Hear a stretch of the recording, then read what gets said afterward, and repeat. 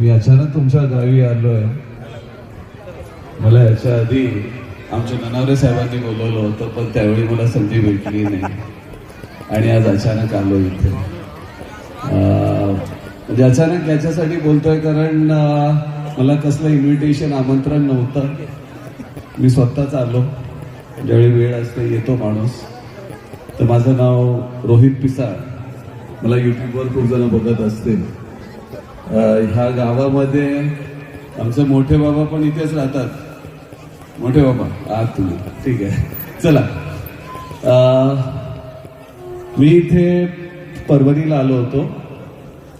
आपण एक Buddhist bank उघडतोय तिथे आणि ती बँक भारतभर असणार आहे.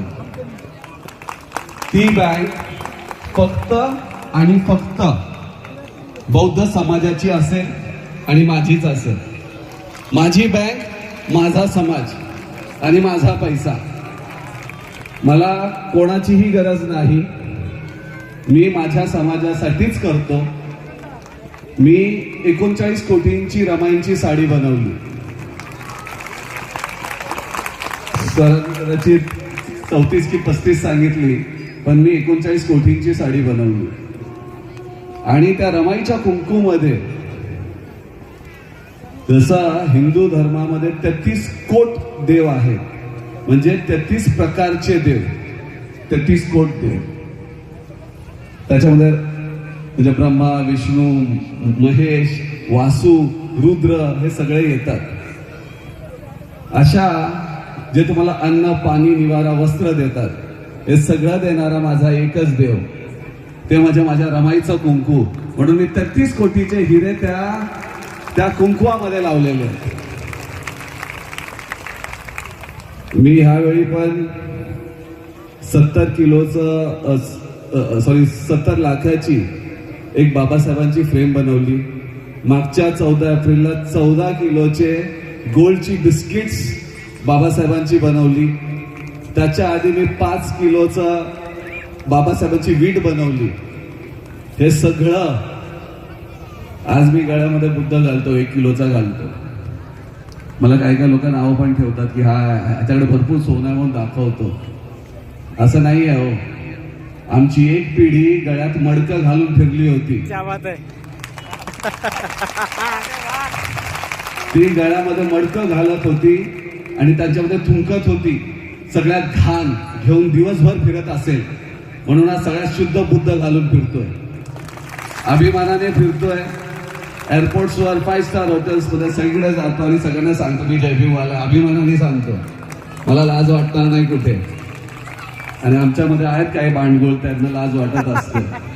मी नाही त्यातला, मी तुमच्यातलाच आहे. आणि आजपर्यंत कोणी रोजीरोटीची काही सोय केलेली नाही, कुठल्याच नेत्याने केली नाही. काही वर्षापूर्वी माझे मास्टर आहेत थायलंडमध्ये, तर ते म्हटले की तू बाबासाहेबांविषयी इतकं बोलतोस. तर बाबासाहेब एक मनुष्य होते, मग त्यांच्याकडून पण एखादी चूक झाली असावी. तर मी म्हटलं खरंच झाली आहे चूक. माझ्या बाबासाहेबांकडून एक घोर चूक झाली होती आणि ती चूक मी आता तुमच्या स्टेजवर मी तुम्हाला सांगणार आहे की बाबासाहेबांची मी चूक शोधून काढली आहे. बाबासाहेबांनी आजपर्यंत Kashmir, reserve bank of India, water, irrigation, electricity सगळी कामं केली, पण एका ठिकाणी चूक केली. आपल्यासारख्या नालायक समाजावर विश्वास ठेवला. आपण सगळेच नालायक आहोत आणि ही चूक आहे बाबासाहेबांची. आणि जर ती बाबासाहेबांची चूक तुम्ही आणि मी सुधरवायची आहे. जसं इस्लाममध्ये मोहम्मद पैगंबर नंतर कोणीच येणार नाही, तसं आपल्या बापानंतर कोणीच येणार नाही. कोणीच नाही येणार. आता कुठल्या नेत्याकडे बघू नका. आता कुठल्या आंदोलनात आपल्या पोरांना पाठवू नका, दगडी मारायला लावू नका. माझ्या बापानी कधीही हातात शस्त्र दिलं नव्हतं. माझ्या बापानी इकॉनॉमिक्सवर काम केलं, म्हणजे अर्थकारणावर काम केलं. आपण त्याच्यामध्ये कुठेच कोणी लक्ष देत नाही. माझ्या बापानी या समाजासाठी खूप काही केलं. एज्युकेशन सेंटर्स उघडले, पण आपली पोरं अभ्यासापासून दूर राहिली. आजही आपली पोरं दगडी मारतायत. एक क्वार्टर एक चायनीजच्या प्लेटसाठी कोणाचे पण झेंडे घेऊन फिरतायत. शिका, संघटित व्हा, संघर्ष करा, पण आता समृद्ध व्हा. कारण आपण शिकलो पण अक्कल घाण टाकली आणि पैशासाठी कोणाच्या पण संघटनात चाललोय. एक क्वार्टर एक चायनीजच्या प्लेटमध्ये संघर्ष संपायला लागला. तर आधी तुम्ही पैसे कमवा. मी आहे बिझनेसमॅन, मी तर धंदाच करायला आलो.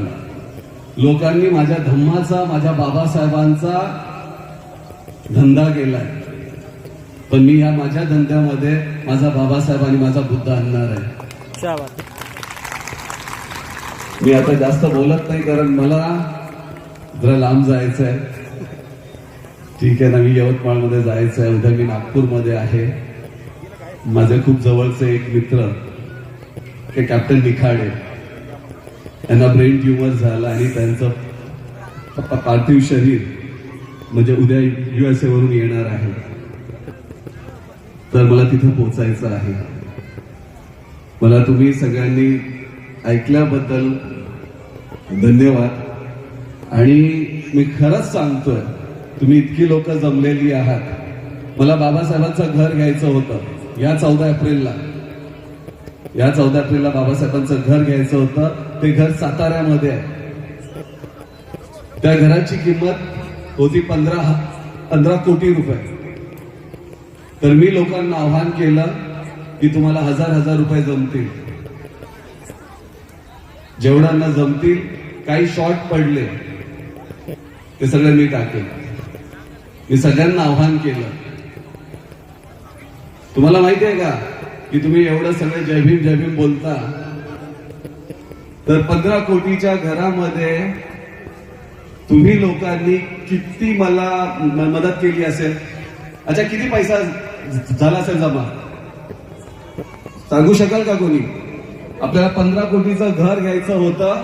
मी भारतभर सगळ्यांना सांगितलं आपल्याला आपल्या बापाचं घर घ्यायचंय. 7 वर्ष माझा बाप तिथे राहिला, त्याचं लहानपण तिथे होतं आणि आपल्याला तिथे राहायचं, आपल्याला ते घर घ्यायचंय. जर ते घर उद्ध्वस्त झालं तर परत काही नामोनिशाण राहणार नाही. आपण सगळ्यांनी, आपण नालायक पोरांनी 28,000 रुपये जमा केले, फक्त 28,000.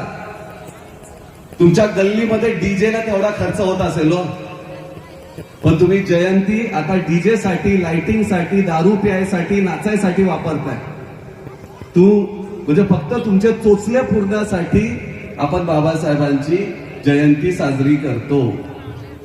मला माहिती आहे मी बोलताना कदाचित तुम्हाला लागत असेल, पण काय घंटा फरक पडत नाही मला, कारण मी जयभीमवाला आहे आणि जिथे उभा राहीन तिथे खरंच बोलेन. मी ते गोळी खाल्लेली आहे छातीवर, मी तरी जिवंत आहे. कॅन्सरमध्ये होतो तरी जिवंत आहे. माझे दोन्ही पाय तोडले होते, हात नव्हता मला, पण तरी जिवंत आहे, कारण जयभीमवाला आहे. ते जयभीमवाल्याचं रक्त आहे. जय भीम.